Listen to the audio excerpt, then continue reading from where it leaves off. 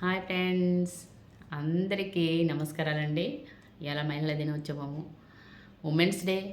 అందరికి కూడా ప్రతి ఒక్కరికి పేరు పేరున కనుక నేనైతే ధన్యవాదాలు చెప్పుకుంటూ ఉమెన్స్ డే చెప్తున్నాను.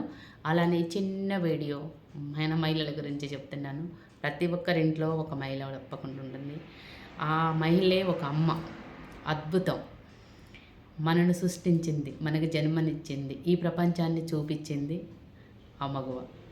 ఆ మగవ గురించి మనం ఎంత చెప్పుకున్నా తక్కువే.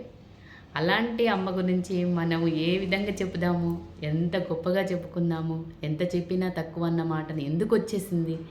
దేవుడు కూడా వర్ణించలేని ఆ అమ్మతనాన్ని మనం అనుభవిస్తున్నాం మన అమ్మ దగ్గర. ప్రతి ఒక్కటి మనకు నచ్చిందైనా నచ్చకపోయినా అమ్మ దగ్గరికి వెళ్ళి చెప్పేస్తాం. మనకు కావాలన్నది అమ్మతోటి చేపించుకొని తినేస్తాము. మనము కట్టుకోవాలన్నది అమ్మ.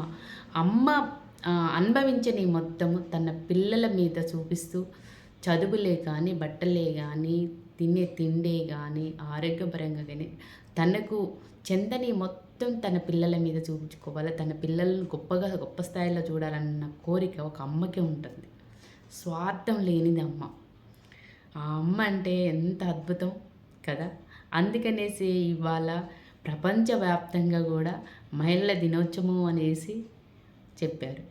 ఆ అమ్మనే ఓ మగువా మగువా మగువా, ఓ అమ్మ మాకు జన్మనిచ్చిన నా తల్లి, నీ రుణం ఎలా తీర్చుకోవాలి అనేసి ఎంతోమంది ఎన్నో పాటలు, ఎంతో కవిత్వాలు, ఎంతో గొప్ప గొప్ప అసలు దాంట్లో మనకు ప్రతి ఒక్క పదానికి కూడా ఒక సృష్టించినట్టుగా చెప్పే ఈ అమ్మ గురించి, ఈ మహిళల గురించి, ఇవాళ ఈ మహిళల దినోత్సవం గురించి మనం ఎంత చెప్పుకున్నా తక్కువ అన్నమాట.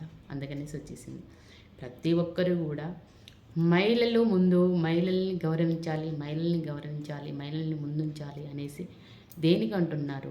వాళ్ళు పడ్డ శ్రమలో ఎవ్వరు కూడా పడలేరేమో. ఆ భగవంతుడికి కూడా సాధ్యం అవుతుందో కాదో కూడా తెలియదు.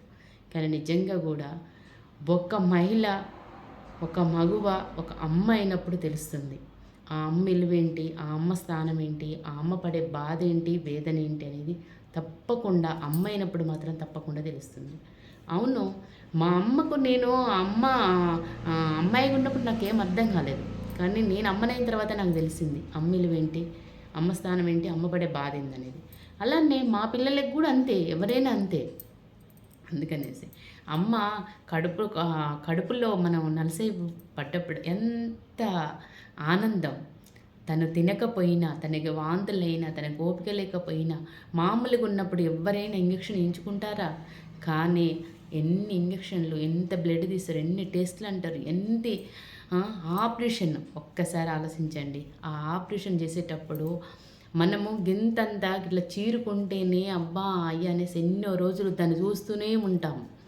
కానీ అమ్మకు మాత్రము కడుపులో నుండి ఒక బేబీని తీయడం అంటే ఎంత ఆనందపడుతుంది. అసలు ఆ నొప్పి ఎటుపోతుందో, తన బిడ్డను చూసి ఎంత మురిసిపోతుందో ఆ క్షణానికి.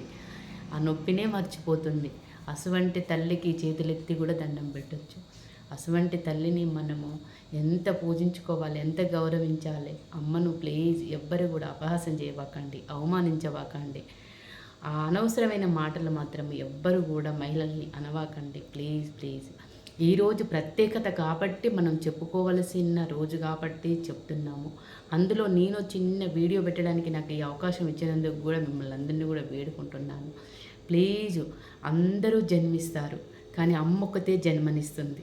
ఒక మనిషికి జన్మనివ్వడం అంటే అందరం జన్మిస్తాం కానీ అమ్మ ఒక్కతే కదా జన్మనిచ్చేది ప్రతి మనిషికి. ఆ జన్మ వస్తేనే కదా ఇన్ని తెలిసేది.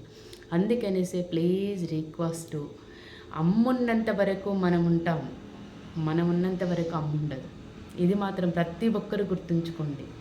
ఎందుకంటే అమ్మను చాలా చక్కగా చూడండి, చక్కగా మాట్లాడండి. మీరు కొద్దిసేపు ఉన్నా సరే ఎంతో ఆప్యాయతగా ఉండండి.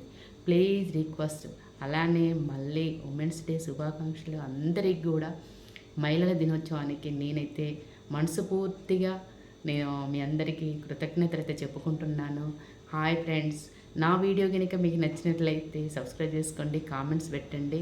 మన ఛానల్లో సరిత ముచ్చట ఛానల్ని ముందుకు నడిపిస్తానని సార్ నేను వేడుకుంటున్నాను.